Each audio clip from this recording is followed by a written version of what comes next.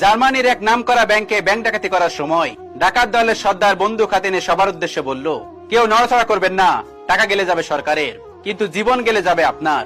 আর তাই ভাবনা চিন্তা করে আপনার পরবর্তী পদক্ষেপ ঠিক করুন। এই কথা শোনার পর সবাই শান্ত হয়ে চুপচাপ মাথা নিচু করে শুয়ে পড়েছিল। এই ব্যাপারটাকে বলে মাইন্ড চেঞ্জিং কনসেপ্ট, অর্থাৎ মানুষের ব্রেনকে আপনার সুবিধা অনুযায়ী অন্যদিকে কনভার্ট করে ফেলা। যখন সবাই শুয়ে পড়েছিল তখন এক মহিলার কাপড় অসাবধানতাবশত তার পা থেকে কিছুটা উপরে উঠে গিয়েছিল। এমন সময় ডাকাত দলের সর্দার তার দিকে চিৎকার করে বলে উঠল, আপনার কাপড় ঠিক করুন, আমরা এখানে ব্যাংক ডাকাতি করতে এসেছি, রেপ করতে নয়।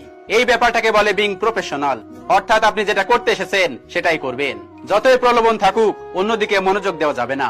যখন ডাকাতিরা ডাকাতি করে তাদের আস্তানায় ফিরে এলো তখন এক ছোট ডাকাত যে এমবিএ পাশ করা, ডাকাত দলের সর্দার যে ক্লাস 5 পর্যন্ত পড়ালেখা করেছে, তাকে বলল, বস চলেন টাকাটা গুনে ফেলি। ডাকাত দলের সর্দার একটু মুচকেসে বলল, তার কোনো প্রয়োজন নেই, একটু পরে টিভি ছাড়লে নিউজ চ্যানেলগুলোই বলে দিবে আমরা কত টাকা নিয়ে এসেছি।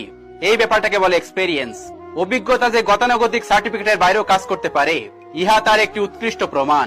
ডাকাতরা চলে যাওয়ার সাথে সাথে ব্যাংকের এক কর্মচারী ব্যাংক ম্যানেজারের কাছে ছুটে এসে বলল, স্যার তাড়াতাড়ি চলেন, পুলিশকে ফোন করি। এখনই ফোন করলে ওরা বেশি দূর যেতে পারবে না। ব্যাংক ম্যানেজার কর্মচারীকে থামিয়ে দিয়ে বলল, ওদেরকে আমাদের সুবিধার জন্যই এই 20 মিলিয়ন টাকা নিয়ে যেতে দেওয়া উচিত। তাহলে আমরা যে 70 মিলিয়ন টাকার গলমিল করেছি তা এই ডাকাতির ভিতর দিয়ে চালিয়ে দেওয়া যাবে। এই ব্যাপারটাকে বলে নিজের বিপদকেও বুদ্ধি দিয়ে নিজের সুবিধা অনুযায়ী ব্যবহার করা।